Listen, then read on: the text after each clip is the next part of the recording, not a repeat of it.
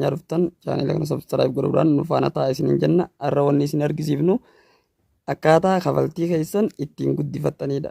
Akkamitti akka guddifattan naa waliin ilaalaa.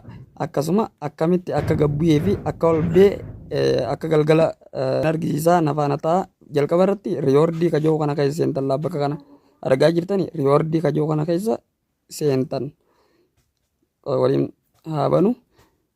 Ergaas keessa seentanii olii kanarratti neetwoorkiin banee ni sirra argisiisa. Olii kanarra amma bakka tanatti meeqa naan ja'a miliyoona 2,990 takka naan ja'a. Jala kanatti meeqa naan ja'a miliyoona takkaa fi 200,000 fi 8,200 fi wayii naan ja'a. Kana jechuun garam deemaa jira gara 28,000 dhaquudhaaf akkas naan ja'a jechuudha. Isin fakkeenyaaf olii san nama meeqa jala 18,000 ja'a. 18,000 olii san irratti argaa jirtanii isa kana eeggattallaa.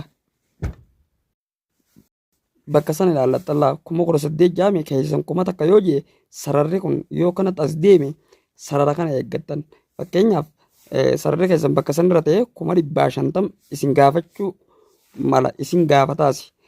Fakkeenyaaf 100 san kan inni barbaadu kan namni isinii kanne namni 100 yoo isinii kanne fakkeenyaaf isin pooyintiin keessan 100 guutee amma pooyintiin keessan kun yoo 100 guute jijjiirtanii kooyinatti ejensii keessan irratti achi ergitanii liinkii isaatti galchitanii akkaataa liinkii itti galchanis viidiyoo waraabeetiin jira asuma jala jirti.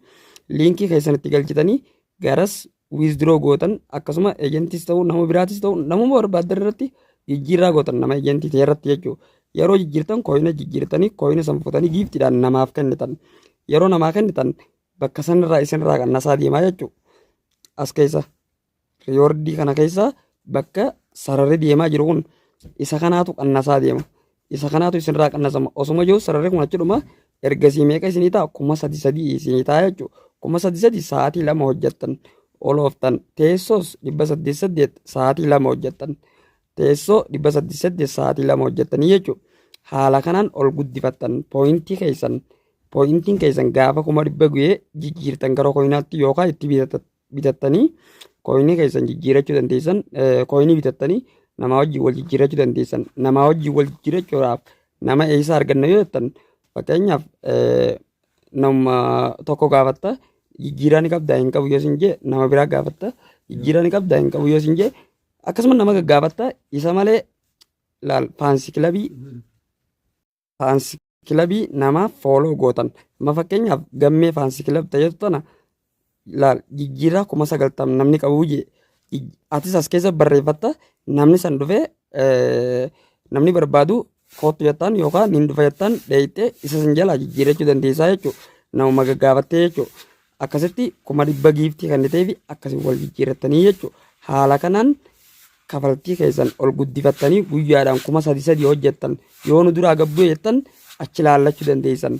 Yoo nu duraa gabbu'aa nutti ol keeyyattan bakka san ilaallachuu dandeessan. Fakkeenyaaf galgala isaa takka irraa xiqqoo isin gaafachuu danda'a.